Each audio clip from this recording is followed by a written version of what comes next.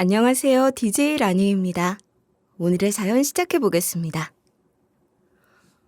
사람들은 인생을 살아가며 예상치 못한 고비를 만나곤 하죠.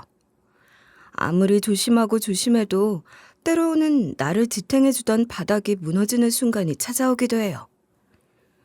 믿었던 사람에게서의 상처, 의지했던 존재로부터의 배신. 그 모든 건 생각보다 너무 갑작스럽게 그리고 너무 깊게 찾아오더라고요. 저는 오늘 그 믿음이 송두리째 흔들렸던 순간의 이야기, 그리고 그 이후의 놀라운 이야기를 들려드리려고 사연을 보내게 됐어요. 지금부터 시작해 볼게요. 어릴 적 저희 집은 꽤 넉넉한 형편이었어요. 아빠는 대학 교수였고 엄마는 미술관 큐레이터로 일하셨어요. 두 분 다 자기 일에 열정적이고 성실하신 분들이었는데 무엇보다도 저를 정말 많이 아끼고 사랑해 주셨죠. 아빠는 참 따뜻한 분이셨어요. 다정하고 따뜻하고 늘 다정다감한 분. 늘 잠들기 전 그림책 읽어주실 때 목소리 톤을 다르게 바꿔가며 진짜 재미있게 읽어주셨던 기억이 지금도 생생해요. 저희 엄마는 참 감각적이고 세련된 분이었고 전 그런 엄마 같은 어른이 되는 게 꿈이었어요. 엄마는 참 멋진 커리어 우먼 그 자체였거든요. 그런 부모님 밑에서 저는 부족함 없이 자랐어요. 집에는 늘 책과 그림이 가득했어요. 아빠는 틈만 나면 세계 각국의 고전을 추천해 주셨고 엄마는 전시의 팸플릿이나 미술작품 스크랩북을 함께 보여주시며 그림 이야기를 해주셨어요. 방마다 부모님이 외국에서 사오신 소품들이 놓여 있었는데 그 작은 장식품 하나하나에도 다 사연이 있었고 엄마 아빠는 그걸 마치 동화처럼 풀어주시곤 했어요. 아빠, 이 조각상은 뭐야? 이건 그리스에서 가져온 거야. 아크로폴리스 언덕에서 내려오는 길에 작은 골동품 가게에서 샀는데 주인이 이거는 그리스 신화에 헤르메스가 영감을 줬다고 하더라고. 헤르메스가 누구야? 그건 또 어떤 책으로 알려줄까? 그리스 신화책 보자. 저기 거실 책장에 있던 그 책 좀 줄래? 주말이면 부모님과 함께 미술관 나들이를 다니거나 작은 음악회를 보러 다니곤 했어요. 미술관에선 엄마가 그림 앞에 서서 그 화가의 삶과 그림에 담긴 이야기를 들려주셨고 음악회에선 아빠가 손을 꼭 잡아주며 이 부분이 바로 오늘의 하이라이트야. 잘 들어봐. 라고 작은 귀띔을 해주셨죠. 엄마, 이 그림 너무 이상해. 왜 이렇게 삐뚤빼뚤 그렸어? 그게 바로 화가의 시선에서 그려낸 독창적인 표현이라는 거야. 사람 마음은 언제나 곱고 반듯하지만은 않잖아. 그래서 이렇게 뒤틀리고 흐트러진 선에도 감정이 담기는 거지. 멋지지? 방학이면 부모님이 저를 데리고 해외여행을 다니며 다양한 문화를 배우게 해주셨어요. 덕분에 어릴 때부터 언어 교육도 잘 받았고 자연스레 그 영향을 받아 영문학을 전공하게 됐어요.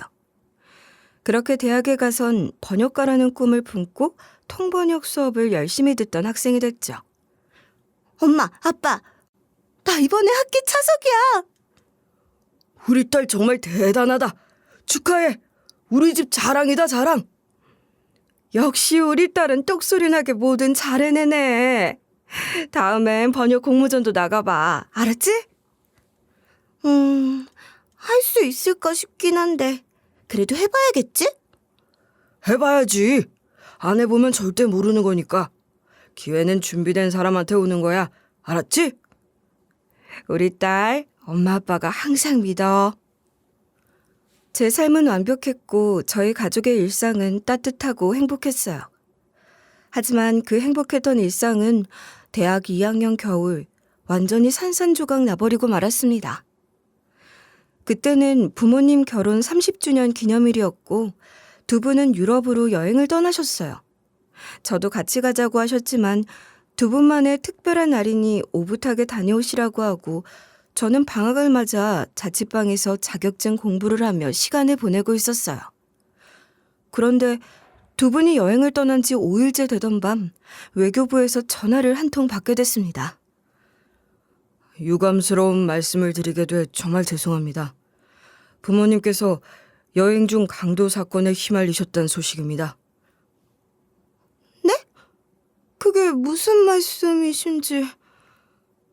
정말 유감입니다.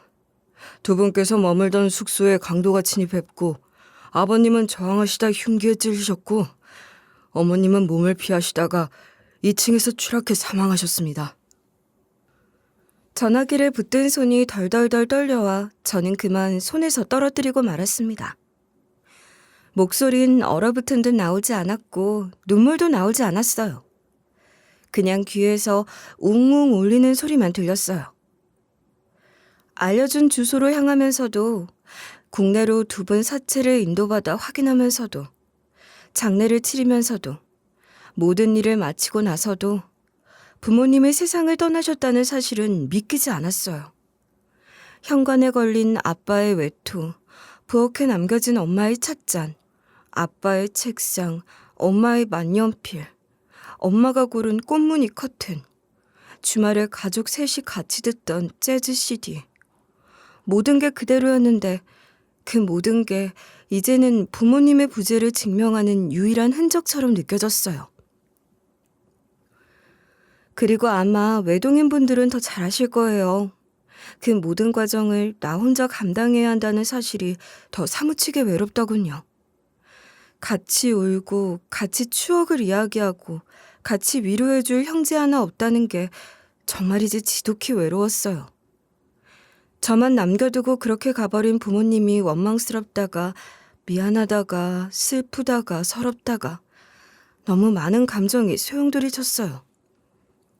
엄마, 아빠, 왜 나만 남겨두고 갔어? 윤주 혼자야.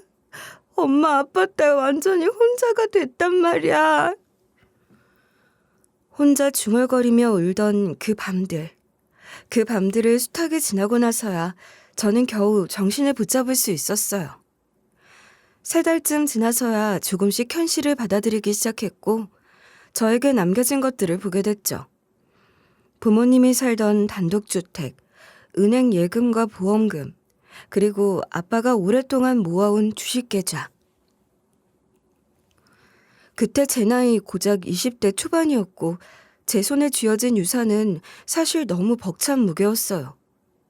그 돈은 부모님의 모든 세월이 담긴 흔적이었고 그걸 손대는 순간 부모님의 마지막 자국까지 지우는 것 같은 느낌이었죠. 그래서 모든 걸 그냥 있는 그대로 두고 일부러 계좌도 잘 들여다보지 않고 고개 돌리고 무시했어요. 사실 그 어린 나이에 제가 그 돈을 어떻게 해야 할지를 무슨 수로 알겠어요. 그렇게 홀로 남겨진 현실을 받아들이며 저는 그저 학업에 집중했어요. 그렇게 조용하고 말없는 학생이 돼 졸업을 했고 졸업 후에는 프리랜서 번역가로 일을 시작했어요. 사실 시작은 참 소소했어요. 이메일 번역이나 간단한 매뉴얼 작업 같은 자잘한 일들이었고 시급으로 치면 아르바이트보다도 못한 수준일 때도 많았어요. 그래도 뭐라도 해야 하니까 버텼죠. 그러다 점점 경력이 쌓이면서 기업 간의 계약서나 협약체결 문서 같은 조금은 묵직한 내용도 맡게 됐고 기회가 닿아 책 번역까지 손대게 됐어요. 그런데 프리랜서 생활이라는 게 그리 녹록지 않더라고요. 클라이언트가 번역 고료를 미루거나 깎으려고 하거나 심지어 떼먹힐 뻔한 경우도 빈번했어요. 대표님, 이번 고료 아직 입금이 안 됐는데 혹시 언제쯤 처리 가능하실까요? 아, 그거요? 요즘 회사 사정이 좀 어려워서 잠깐만 조금만 더 기다려주시면 안 될까요? 얼마나 더 걸릴까요? 지난번에도 한 달 미뤄졌던 거라 이번엔 좀 힘들어서요. 아이고, 알죠. 근데 우리도 진짜 어렵습니다. 근데 지금 당장은 반만 드릴 수 있을 것 같은데 그것도 괜찮으실까요? 반이요? 약속된 금액이 있는데 그게 무슨 말씀이세요? 그러니까요. 약속은 약속인데 서로 상황이라는 게 있으니까 이해 좀 부탁드리겠습니다. 우리 다음 프로젝트 땐 꼭 제대로 챙겨드릴게요. 한두 번 같이 일하는 것도 아니잖아요. 서로 사정 봐가면서 해야죠. 아니, 무슨 일을 이런 식으로 하세요? 사정 봐가면서 하다뇨. 제가 번역 봉사를 하는 것도 아니고 이런 식이면 곤란하죠. 번역가라고 하면 다들 멋있어 보인다고 하지만 현실은 멋은커녕 그런 비루하고 고달픈 일상이었죠. 그러던 어느 날 큰 프로젝트 번역을 맡게 됐는데 그게 제 인생의 큰 전환점이 될 줄은 몰랐어요. 그 프로젝트에서 남편을 처음 만났거든요. 남편은 그 프로젝트의 법률 자문을 담당하는 변호사였는데 처음부터 남편의 태도가 인상적이었어요. 저는 당시 번역 작업의 범위나 요구사항이 불분명해서 애를 먹고 있었는데 남편이 먼저 나서서 절 도와줬죠. 저기 혹시 이것 좀 봐주실래요? 이 부분이 기존 계약서랑 내용이 달라서 혼란스러운데요. 이거 제가 새로 번역해야 하는 거 맞나요? 이건 클라이언트 쪽에서 추가 요청한 걸로 아는데 문제는 이게 처음에 계약할 때 명시 안 됐던 부분이라는 거예요. 그래서 무리한 요구일 수 있어요. 또 이런 식으로 은근슬쩍. 제가 대신 클라이언트랑 얘기해 볼게요. 잠깐만요. 제가 정리해 드릴게요. 이런 경우에 계속해주면 버릇돼서 안 돼요. 감사합니다. 어떻게 해야 하나 막막했는데. 막막할 땐 저 같은 사람들한테 도움도 청하고 그러세요. 그런 거 하라고 저 같은 사람이 있는 거니까. 그 말에 순간 너무 든든하다는 생각이 들었어요. 남편은 그 이후에도 저를 크게 도와준 적이 있었죠. 클라이언트가 무리한 요구사항을 들이밀며 번역 고료를 지급하지 않겠다고 협박했을 때였는데 솔직히 그때는 정말 미칠 것 같았어요. 아직 전 어리고 그쪽은 너무 베테랑이라 어떻게 대응해야 할지 몰라서 우왕좌왕하는데 남편이 대신 나서서 정식 내용 증명까지 보내줬거든요. 갑자기 계약 파기를 한다는 건 좀... 원래 계약 범위를 넘어섰으니까 당연한 거 아닙니까? 추가 작업은 무효죠. 명백한 계약 위반입니다. 저희 측에서도 법적 조치를 검토 중이니 참고하세요. 아니 그걸 그렇게까지 문제 삼으실 건가요? 우리도 사정이 있다고 했지 않습니까? 그쪽 사정은 그쪽 사정이고요. 정당한 대가는 지불하셔야죠. 이 부분은 저희가 내용 증명 보낼 거니까 참고하세요.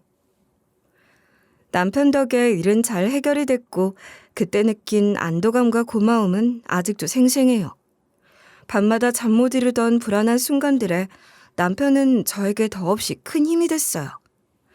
그 일을 계기로 남편과 연락을 주고받게 됐어요. 일 얘기를 하다 보니 사는 얘기도 나누게 됐고 어느 순간부터 하루의 시작과 끝을 남편과 함께 나누는 게 당연해졌어요. 남편은 참 어른스럽고 여유롭게 리드하는 사람이었고 저에겐 그 침착함이 참 안정적으로 느껴졌어요. 오늘은 또 일이 늦게 끝났어. 뭐 늘 그렇지. 그래도 오늘은 당신 목소리 들으니까 좀 풀리는 것 같네. 에이. 에이라니. 난 당신 목소리만 들어도 좋은데 뭘. 진짜. 그런 거 너무 오글거린다니까요. 그만큼 당신이 좋다는 거지. 오글거려도 할 수 없어. 그렇게 남편은 어느새 제 일상에서 가장 중요한 사람이 되어 있었어요. 저보다 9살이 많았던 남편은 그만큼 어른스럽게 느껴졌고 저를 잘 배려해줬어요. 특히 남편도 어머니를 어릴 적 여행 경험이 있어서 제 외로움을 잘 알아줬죠. 그렇게 1년 정도 연애를 했고 그 사이 남편은 저에게 가장 가깝고 중요한 사람이 되어 있었어요. 남편은 저에게 평생 든든한 가족이 되어주겠다는 말로 청혼했고 그 말에 저도 모르게 울음을 터뜨렸어요. 부모님이 떠나신 후 처음으로 다시 가족이라는 말을 받아들일 수 있을 것 같단 마음이 들었거든요.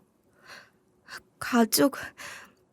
나한테 그 말이 다시 생길 수 있을 줄 몰랐어. 이제 내가 있잖아. 당신은 이제 혼자가 아니야. 나 같은 사람한테 이렇게 말해주는 사람 또 없을 거야. 고마워.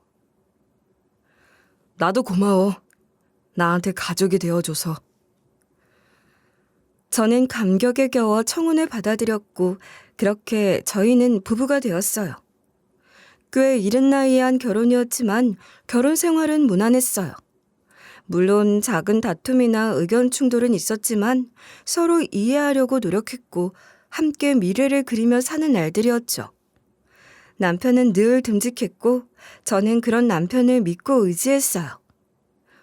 그러다 결혼한 지 1년쯤 지나던 어느 날 남편이 퇴근 후 집에 들어와서 무거운 표정을 짓고 있더라고요. 왜 이렇게 피곤해 보여? 무슨 일 있어? 나 법무법인 그만두려고. 뭐? 갑자기 왜? 늘 생각하던 거였어. 이렇게 남 밑에서 일하는 게 아니라 내 이름으로 된 간판 걸고 일해보고 싶어.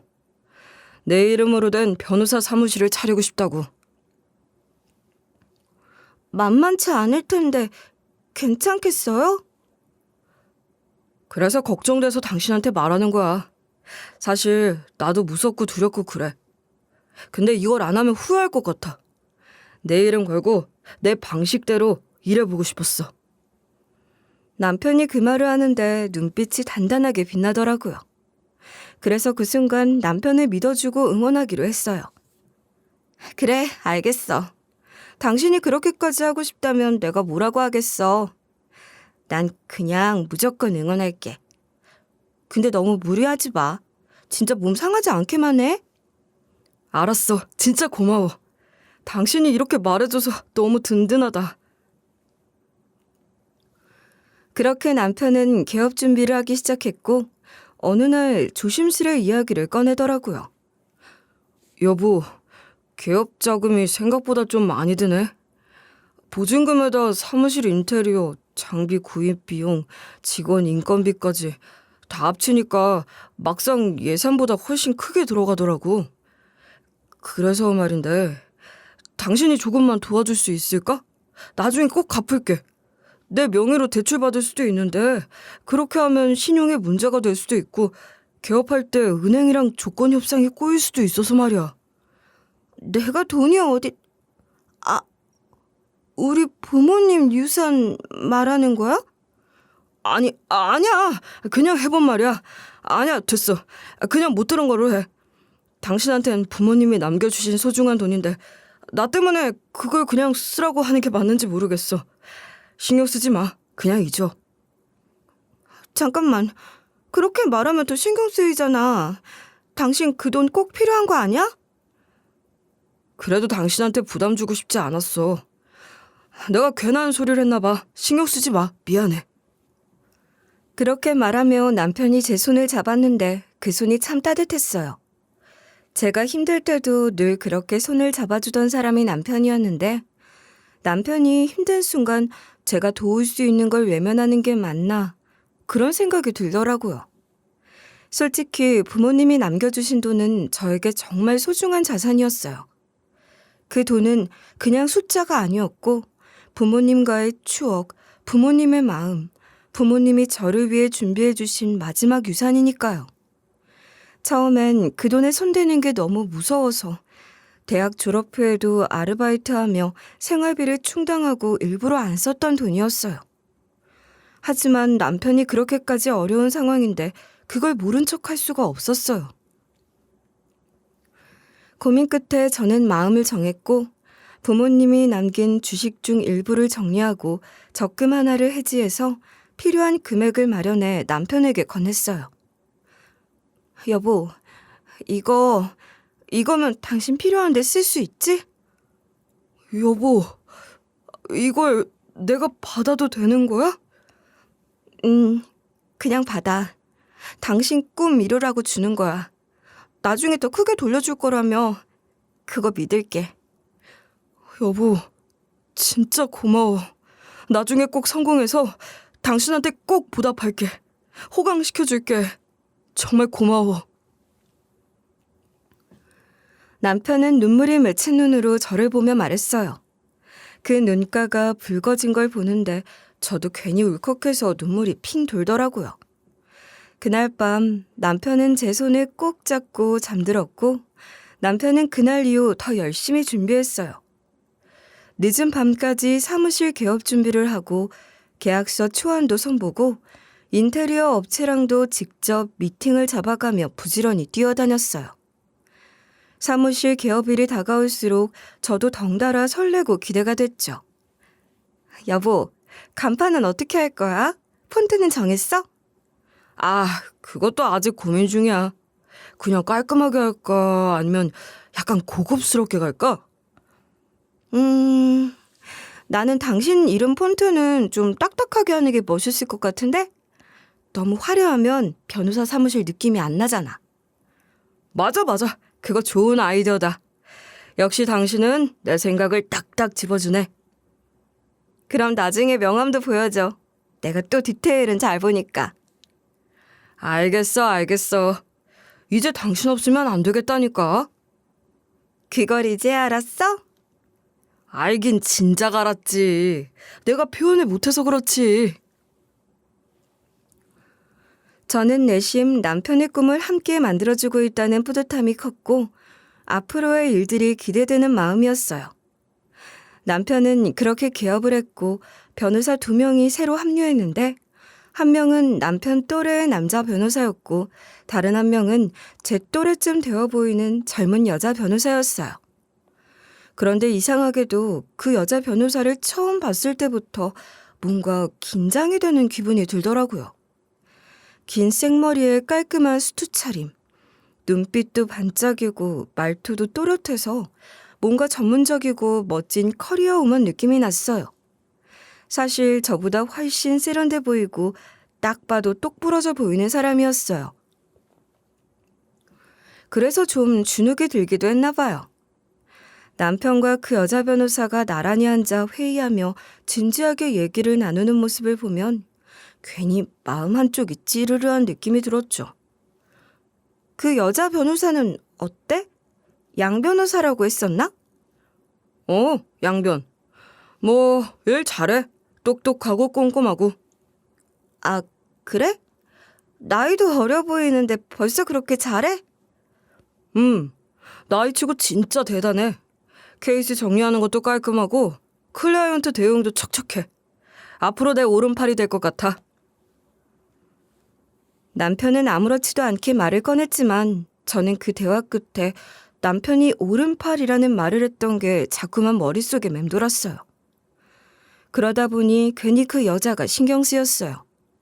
남편이랑 그 여자가 나란히 앉아 서류를 검토하거나 무슨 말을 주고받으며 가끔씩 웃는 모습이 제 눈엔 묘하게 가까워 보였어요.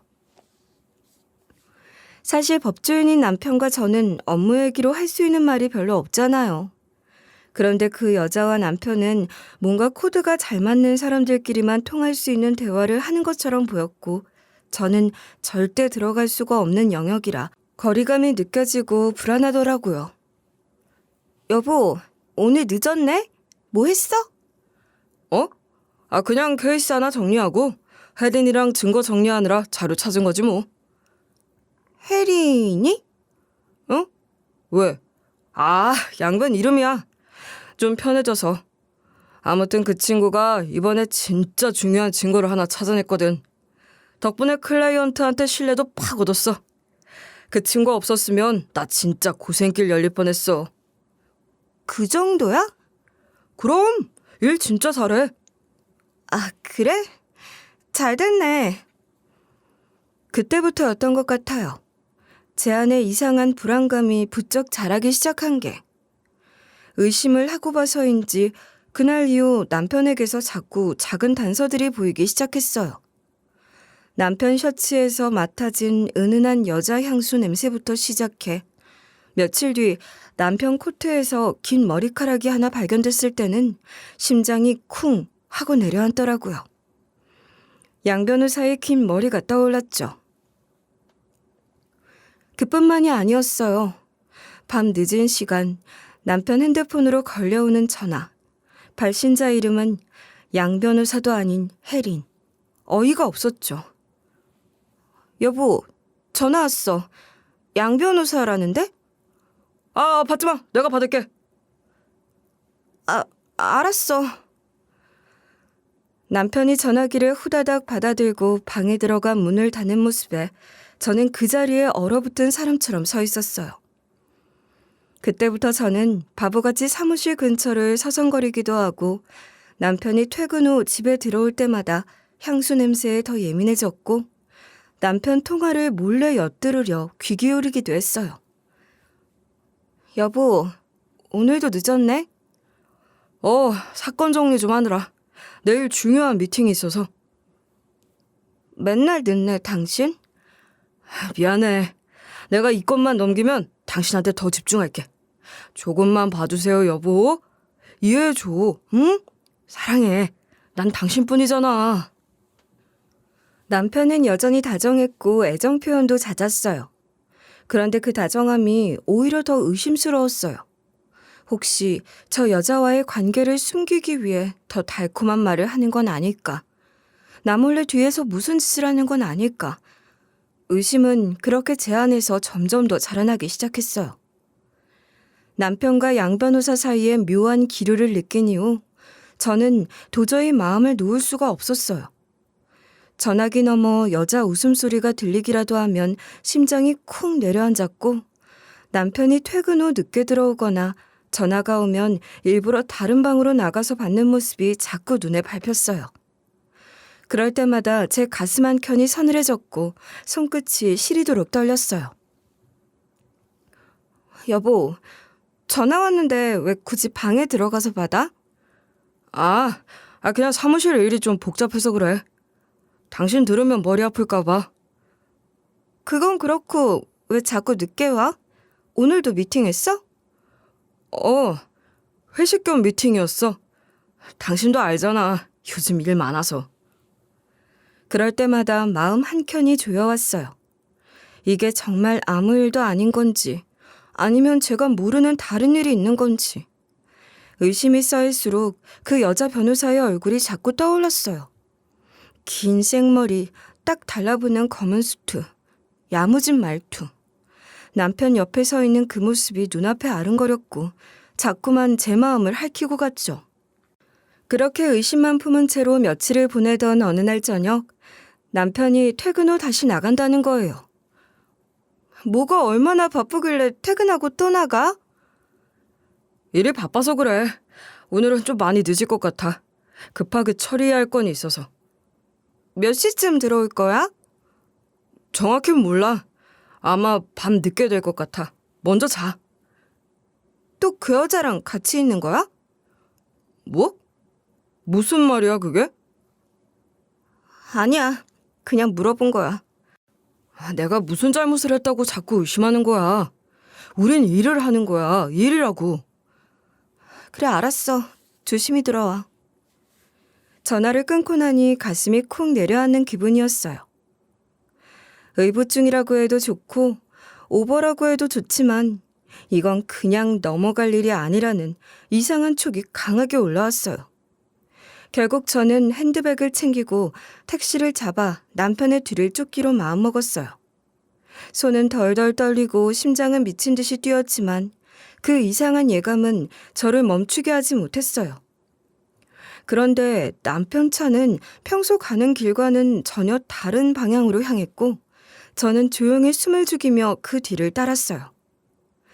한참을 달리더니 남편 차는 한눈에 봐도 허름하고 관리도 잘 안 된 오래된 건물 앞에 멈췄어요. 낡은 간판이 삐뚤어져 있었고 창문은 먼지로 가득했고 건물 주변은 어둑하고 적막했어요. 저는 택시에서 내려 숨을 죽이며 멀찍이 서 남편을 지켜봤어요. 저긴 뭐 하는 데지? 왜 이런데? 남편은 주위를 두리번거리며 경계를 하는 듯 했고 잠시 후 양 변호사의 차도 도착했어요. 양 변호사는 차에서 내리자마자 남편한테 다가가더니 무언가를 작게 속삭였고 남편은 그 말을 들으며 고개를 끄덕였어요. 두 사람은 잠시 주위를 둘러보다가 곧 그 낡은 건물 안으로 사라졌어요. 그 순간 심장이 쿵 내려앉으며 손이 덜덜 떨렸어요. 몸이 굳어버린 것 같았고 숨조차 제대로 쉬어지지 않았어요. 머릿속은 온갖 상상으로 복잡해졌어요. 왜 이런 낡은 건물에 들어가는 건지, 무슨 집단 모임 같은 건지, 아니면 더 이상한 무언가라도 있는 건지 별별 생각이 다 들었어요. 혹시 사이비 종교라도 다니나? 아니면 이상한 거래라도 하는 건가? 단순히 불륜관계인 줄만 의심하고 있었는데 더한 뭔가가 있을지 모른다는 불안감에 심장이 요동치기 시작했어요. 저는 떨리는 다리를 억지로 움직여 창문 가까이 다가가 조심스럽게 안을 들여다봤어요. 그런데 안을 보자마자 숨이 턱 막히는 기분이었어요. 그 안엔 남편과 그 여자뿐만 아니라 낯선 모두 합쳐 10명은 돼 보이는 사람들이 모여 있었고 무언가를 서로 나누어 보고 있었어요. 뭐야? 저기서 뭐 하는 거야? 창이 어둡게 썬팅되어 잘 보이지 않더라고요. 저는 심장이 미친 듯이 두근거리는 걸 느끼며 더 가까이 다가가 안쪽을 보려고 고개를 숙였어요. 그런데 그 순간 남편이 고개를 돌렸고 저와 눈이 딱 마주친 겁니다. 순간 남편의 눈이 사나운 짐승처럼 번득였고 그 순간 안에 있던 사람들이 일제히 고개를 돌려 저를 봤어요. 적어도 20개는 되는 그 눈들이 동시에 저를 쏘아보는 순간 공포감에 몸이 얼어붙는 것 같았어요. 남편은 그 자리에서 일어나더니 소리쳤어요. 너 뭐야? 왜 따라왔어? 감히 네가 날 의심해? 뭘 엿본 거냐고? 남편이 눈을 부라리며 밖으로 나오려고 했고 그 순간 저는 심장이 터질 것 같은 공포에 휩싸여 무작정 뛰기 시작했어요. 남편이 미친 듯 저를 쫓아왔고 저는 미친 듯이 달렸어요. 숨이 차오르고 다리가 후들거렸지만 멈출 수가 없었어요. 겨우 타고 왔던 택시로 뛰어가 문을 닫으며 소리쳤어요. 기사님, 출발해주세요. 빨리요. 아니 무슨 일인데 그래요? 기사님은 놀란 눈으로 저를 바라보다가 급히 출발했고 저는 차 안에서 손으로 입을 틀어막고 숨죽여 울었어요. 눈물이 흐르는데 멈추질 않았어요.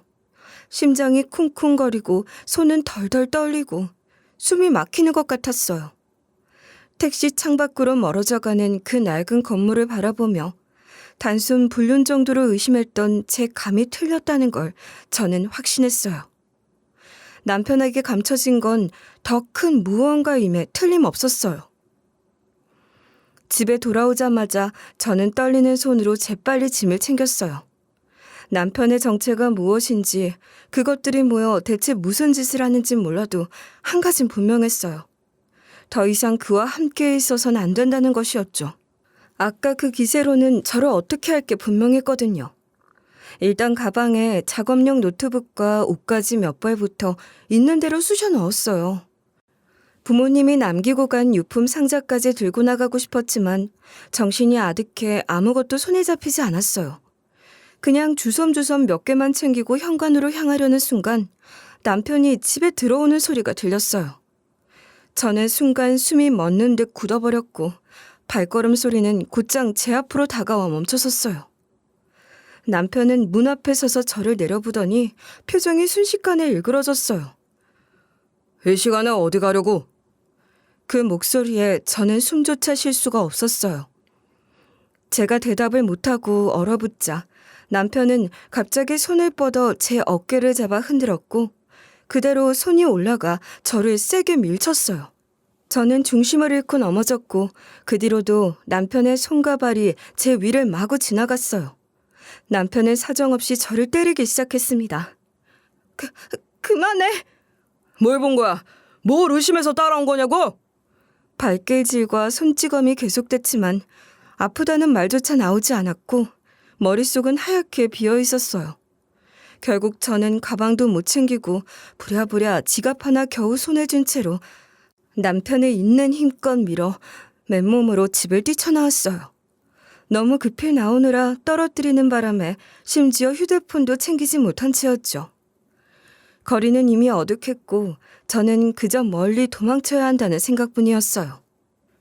숨이 턱까지 차오르고 다리가 후들거렸지만 집 근처라면 다시 남편과 마주칠까 두려워 무작정 발걸음을 옮겼어요. 그런데 얼마 지나지 않아 주머니에 넣어둔 지갑을 열어보니 카드가 없는 걸 알았어요. 택시를 타고 들어와서 그대로 화장대 위에 두었던 카드를 미처 챙기지 못한 게 그제야 생각이 났고 제 손에는 달랑 현금 몇 장과 신분증 그리고 남편과 함께 찍은 사진 한 장이 끼어진 지갑만 남아 있었어요. 별 수 없이 저는 며칠 동안 지하철역 대합실, 공원 벤치, 심야 카페 구석을 떠돌며 잠을 청했어요. 돈은 금세 떨어졌고 결국 며칠 지나지 않아 아무것도 사 먹을 수 없었고 배고픔은 점점 참을 수 없는 고통이 되었어요.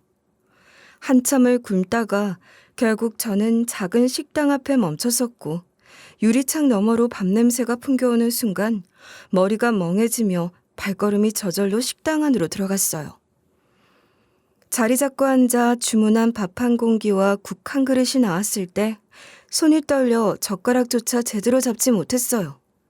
눈물이 나올 것 같았지만 꾹 눌러 삼켰고 국물을 떠먹는 순간 온몸이 녹아내릴 것 같더라고요. 하지만 그렇게 일단 배고픔을 해결하고 나니 정신이 들더군요. 계산대 앞에서 저는 결국 멈춰섰고 주머니를 뒤져도 카드도 현금도 없다는 사실에 얼굴이 창백해졌어요. 죄송합니다. 지갑을 두고 나왔어요. 어떻게든 갚을게요. 뭐요? 아니, 무슨 이런 뻔뻔한 인간이 다 있어? 젊은 사람이 부럽지도 않냐? 이런 식으로 공짜 밥 먹으려는 거야? 아가씨, 인생 그렇게 사는 거 아니야? 정말 죄송합니다. 상황이 너무 급해서. 나 참, 장사 못 해먹겠네. 됐고, 나 경찰 부를 거니까 경찰서 가서 얘기하자고.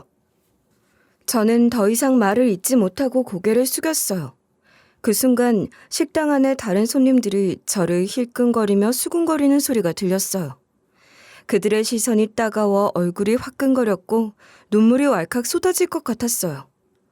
얼마 지나지 않아 경찰차가 도착했어요. 식당 안은 갑작스러운 사이렌 소리에 잠시 정적이 흘렀고 저는 식당 구석에 앉아 떨리는 손으로 무릎을 감싸 안고 있었어요. 돈이 없어 식당에서 무전 취식을 하고 경찰서까지 가게 생긴 제 신세가 저 스스로도 믿기지 않았어요. 멀쩡히 잘 살다 한순간에 이런 신세가 될 줄 누가 알았겠어요. 결국 태어나 처음으로 경찰서로 잡혀갔어요. 경찰서 첫 방문이 이런 식이라니 믿을 수가 없었죠. 신분증 좀 보여주시겠어요? 저는 아무 말도 하지 못한 채 주머니에 넣어둔 지갑을 내밀었어요. 경찰은 지갑을 열어보더니 신분증과 함께 남편과 찍은 사진을 발견했고 사진을 유심히 바라보다가 물었어요. 이 사람 누구죠? 오빠예요? 남자친구? 남편이요. 이 사람 이름이 뭐예요? 경찰의 말에 순간 정신이 번쩍 들었어요. 경찰관님, 그 사람 부르면 안 돼요. 제발요, 제발. 그 사람 부르면 저 죽어요. 무슨 짓을 할지 몰라요, 제발. 잠깐만요. 진정하세요. 누구요? 사진 속 이 사람 말인가요? 네, 근데 진짜 부르면 안 돼요. 저 죽을 거예요. 이 남자, 당신 남편이 맞다고요? 최근에도 같이 살고 있었어요? 네, 잠깐만요. 이 남자 이름이 뭐라고요? 이강식이에요. 아, 맞아. 이놈이네. 이거 수배자 그놈 맞네. 대박이네. 이거 완전히 걸렸네. 어이, 정형사, 빨리 좀 와봐. 경찰들은 갑자기 무전기를 꺼내더니 무언가 짧게 보고를 넣기 시작했어요. 키보드 두드리는 소리가 분주하게 울려 퍼졌고 경찰관들 표정이 점점 굳어갔어요. 이 사람 투자 사기 사건 주도자로 수배 중이에요. 피해자 수가 수십 명이고 피해액도 엄청나요. 이 사진 덕분에 위치 확인된 거예요, 지금. 뭐라고요? 사기꾼이라고요? 제 남편이? 그럴 리가 없어요. 네. 본인 남편이란 사람이 변호사라고 했죠? 그거 다 거짓이에요. 그 사람 실제로는 변호사 자격증도 없어요. 신분 위조한 사기꾼이에요. 아니요, 그럴 리가 없어요. 변호사 사무실까지 냈는데요? 아가씨, 아니 그쪽 같은 분이 속는 것도 당연하지. 법조계 인맥까지 다 속였다니까.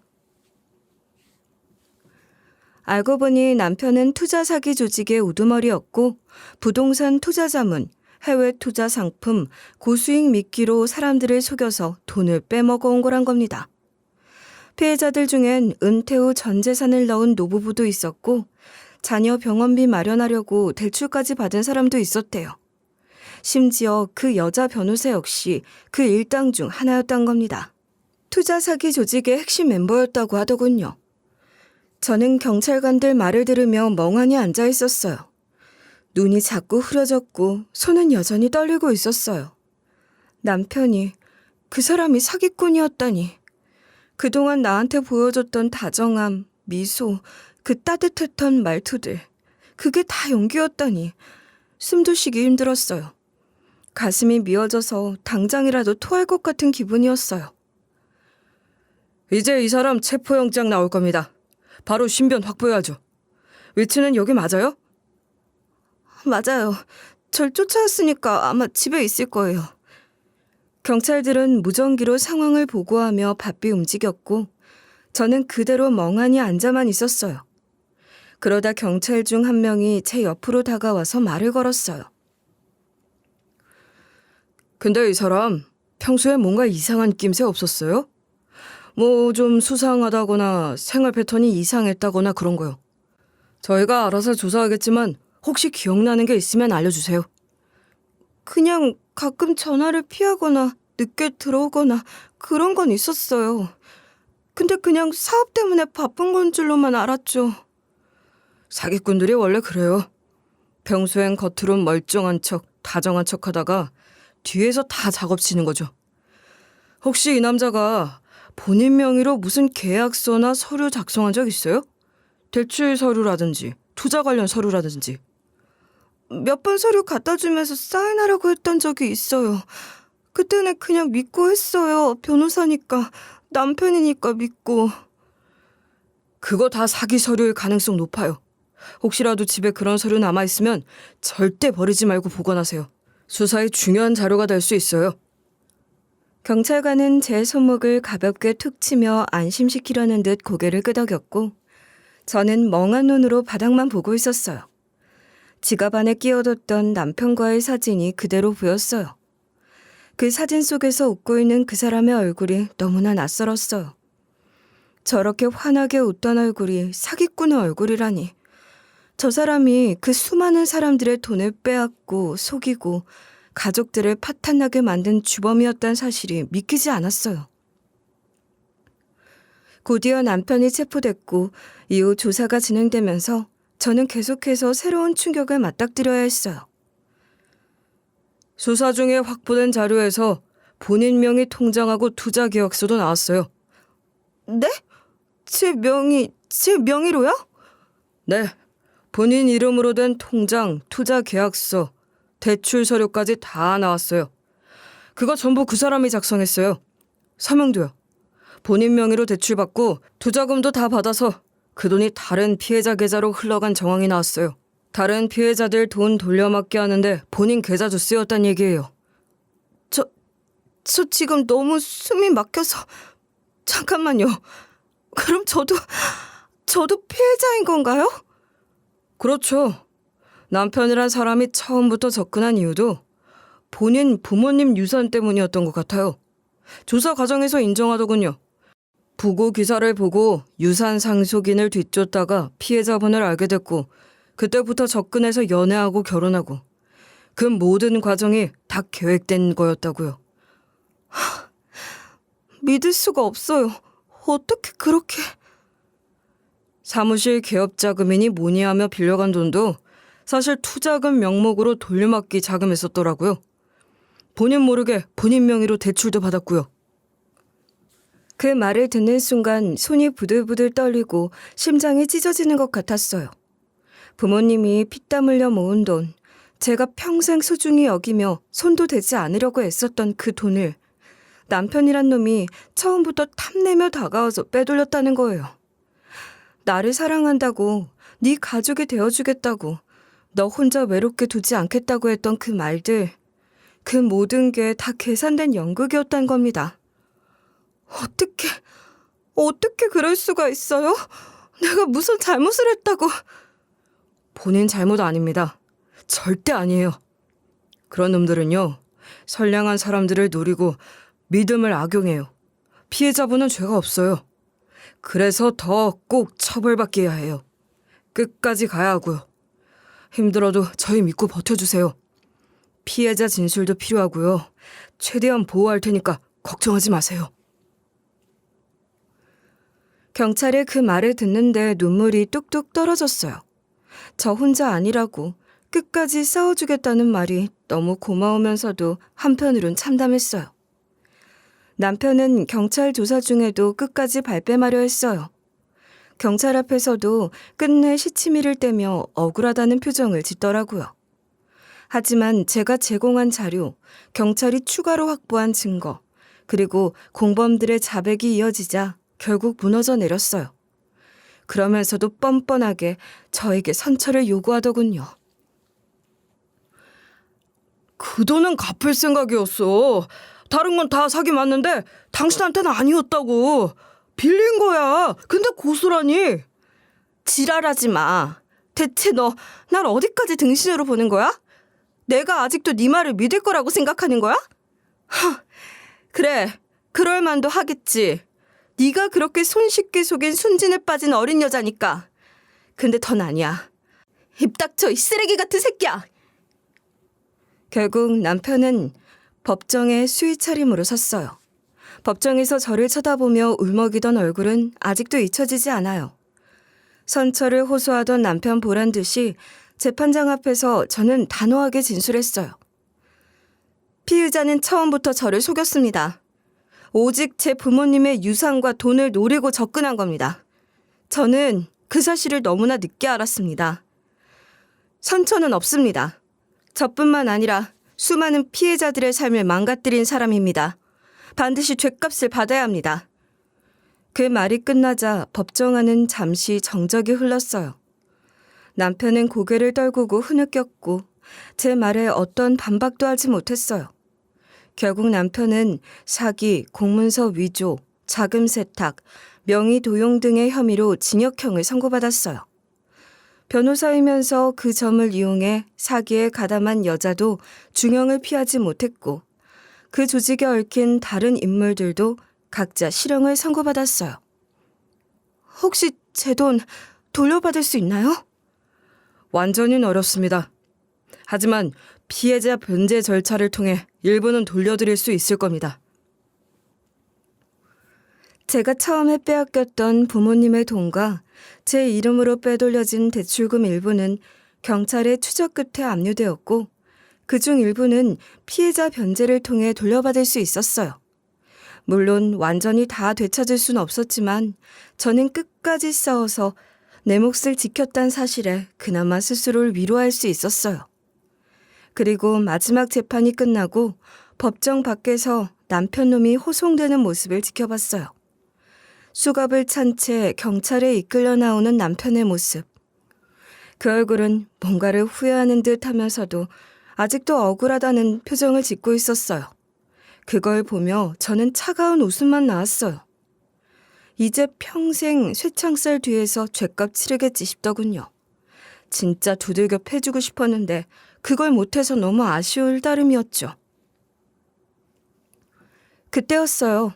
남편이 호송차로 향하려는데 피해자 중 웬 나이가 지긋한 남자분이 갑자기 다가오더니 지팡이로 남편 대가리를 냅다 후려치더라고요.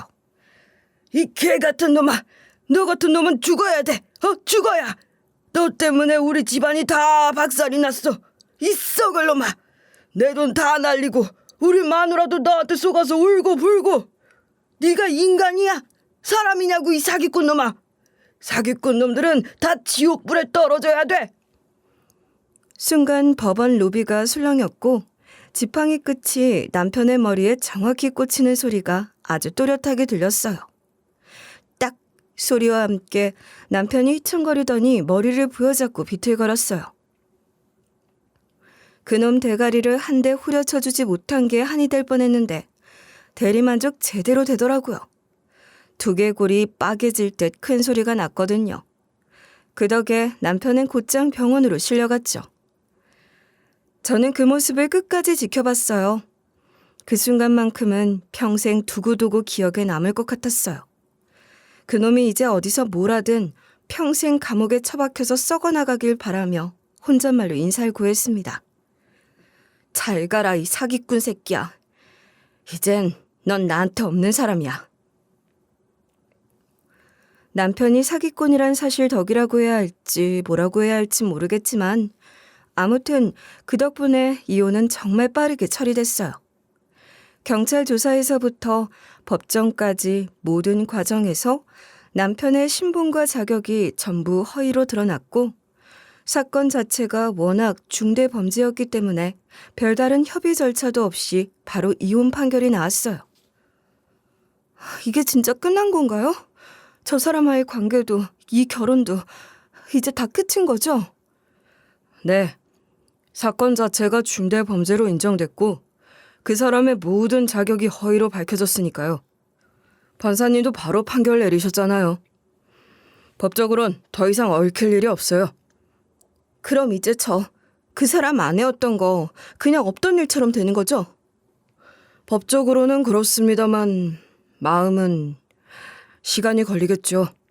힘드셨을 거예요. 변호사님, 전 어떻게 그렇게 사람을 못 봤을까요? 제 자신이 진짜 바보 같아요. 아니에요. 그 사람이 워낙 치밀했어요. 그런 사기꾼 놈에게 속지 않을 사람이 몇이나 되겠어요. 저도 변호사인데도 대단하다 싶던데요. 그 말을 들으면서도 제 마음은 참 씁쓸했어요. 한때 그 사람의 아내였다는 사실, 그 이름 아래 함께했던 시간이 제 명예를 더럽히고 제 자존심을 짓밟는 것 같아서 마음이 쓰렸어요. 그래도 한편으로는 이렇게라도 빨리 끝낼 수 있어서 다행이란 생각도 들었어요. 더 질질 끌리기 전에, 더 깊이 빠지기 전에 끝낼 수 있었던 게 그나마 저한테는 행운이었을지도 몰라요. 그렇게 저는 다시 혼자가 됐고 지금도 여전히 번역 일을 하며 살고 있어요. 사실 번역 파일을 받아서 자판을 두드리는 하루하루는 여전히 고단해요. 하지만 그 고단함 속에서도 저는 자부심을 느껴요.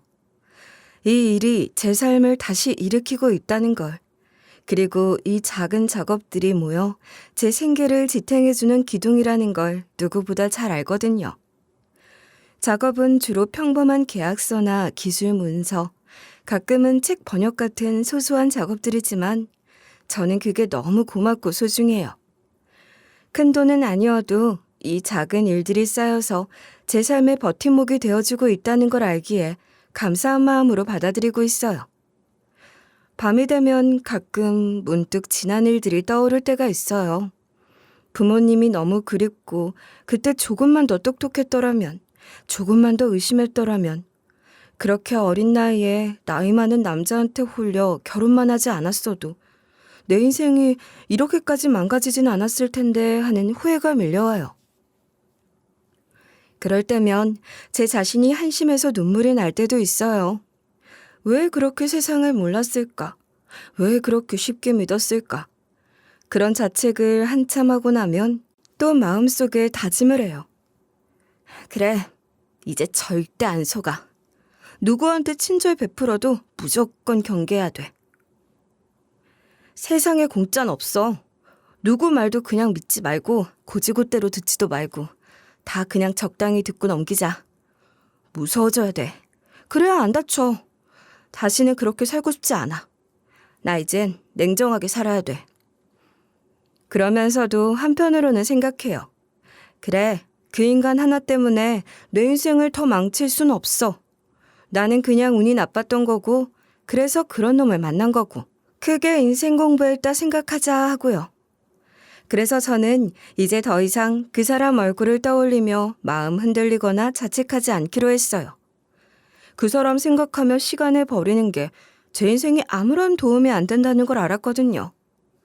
그냥 하루하루 주어진 일을 열심히 하고 제 이름으로 제 삶을 살아가기로 했어요. 그리고 언젠가 부모님이 남겨주신 것들로 저만의 작은 공간을 다시 마련해서 그곳에서 사랑하는 사람들과 웃으며 밥 먹고 이야기 나눌 날을 조용히 꿈꾸며 살아가고 있어요. 그날이 오면 진짜 제 인생이 시작되는 거겠죠. 그러니까 저는 오늘도 작은 번역 파일을 열고 커피 한 잔 옆에 두고 자판을 두드려요. 천천히 그리고 묵묵히 새 인생을 살아가고 있어요. 사람은 누구나 상처를 입을 수 있어요. 하지만 그 상처를 어떻게 마주하고 어떤 선택을 하느냐에 따라 그 사람의 삶은 전혀 다른 방향으로 흘러가게 되죠. 부모님을 일찍 여의고 혼자가 된 후 너무 쉽게 믿었던 남편에게 배신당하며 무너졌던 순간 스스로를 다잡지 않으면 안 되겠다고 저는 마음을 굳게 먹었어요. 누군가의 잘못이 내 인생을 송두리째 망치는 걸 더 이상 두고만 볼 수 없으니까요. 그 사건 이후로 저는 스스로를 더 단단히 붙잡고 스스로를 믿으며 살아가고 있어요. 그리고 이제는 마음속에 꼭 다짐해요. 다시는 누구도 그 어떤 것도 내 삶을 망치지 못하게 하겠다고요. 오늘 제 이야기가 혹시라도 누군가에게 작은 위로가 되길, 그리고 이 세상에서 또 다른 저와 같은 피해자가 생기지 않기를 간절히 바라고 있어요. 긴 사연 들어주셔서 정말 감사드리고 모두 각자의 삶에서 부디 안전하고 평안하시길 기도하겠습니다.